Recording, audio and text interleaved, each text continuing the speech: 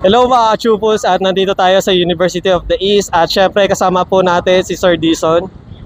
Okay, good morning sa inyong lahat. So I am Professor Francis Dison of the Admissions Office. And sir, pakilala nyo naman po sarili nyo po, sir.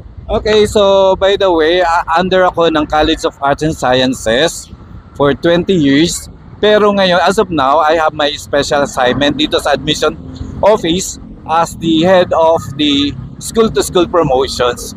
So we promote UE sa mga senior high school, especially the grade 12 students. And sir, regarding po pala sa pagiging faculty member po, natanong po sa akin ano daw po yung mga parang requirements po para maging professor or maging teacher po dito? Okay. So one of the requirements, kailangan graduate ka ng ng master's. Meron kang master's degree. Okay, kung may PhD, much better. Okay? And sir, regarding naman po sa mga scholarship, sir, is ano pala yung mga iba't ibang klase or para maging scholar po sila dito? Okay, so actually we offer two scholarships. No, we have two kinds of scholarship. We have the academics and the other one we have the non-academics or the grants. Okay, so yung ating academics, meron kami tinatawag na entrance scholarship na pag graduate ka with honors, 15% discount on yung tuition fee. Kung ikaw ay with high honors, 30% discount tuition fee. While pag ikaw ay with highest honors, 100% tuition fee free. Okay? So yun naman tinatawag namin na academics o yung grants, especially yun para sa mga athletics, no? The athletic grants, meron tayong cultural grants, yung mga member ng choir, dance troupe, UE band, okay? So maraming pang iba. So we do give also discounts sa mga students na ang parents ay alumni ng UE, ang parents ay nagwo-work sa Lusitan Group of Companies, at yung parents ay OFW. And Sir Dison, regarding po sa sa UE po, is nag-ano rin po ba kayo ng mga events po para makilala po ang UE po? Okay. Yes, aside from the school-to-school promotions, talaga napupunta kami from Region 4A, NCR to Region 4A. So nagpo-promote kami ng UE. Pero right now, ngayong araw na to, we have the open house. Ang main main events ito yung ating pre-college entrance test. So right now, nag-e-exam ang mga grade 12 for free sa UE. And then after that, we will have our orientations, especially yung ating about scholarships. Then we have also programs para ma-meet nila yung aming mga students organizations, our UE Red Warriors, at mga maraming pang iba sa UE. And sir, regarding po pala sa academic po, sir, tinanong po kasi sa amin, nag-canvas po kami ng mga question, is ano po pala to, second sem or tri-sem yung program po sa UE po? Okay, so right now we have only 2 sems per year.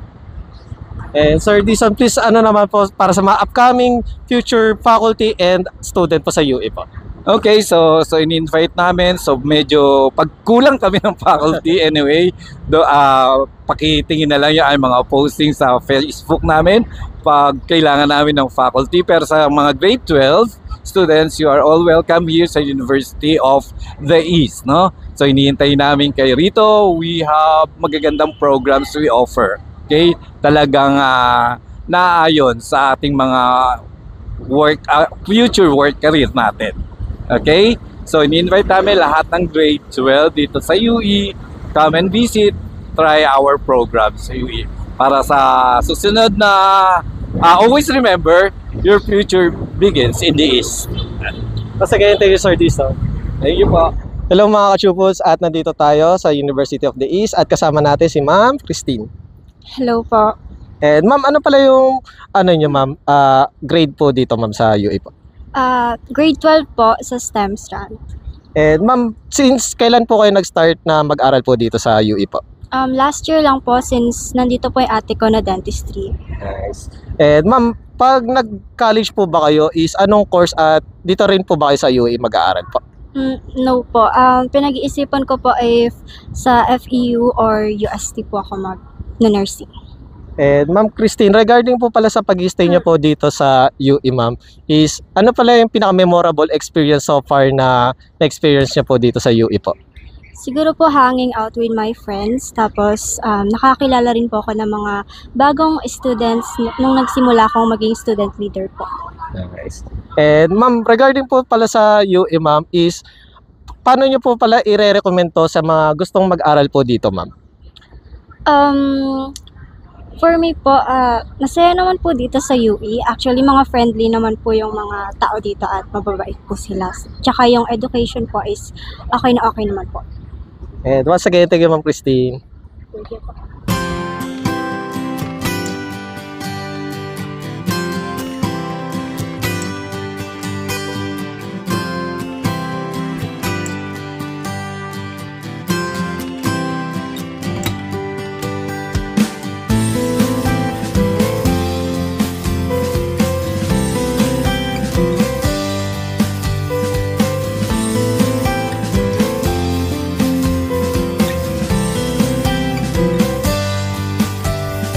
Cover the universe sa UE ka na!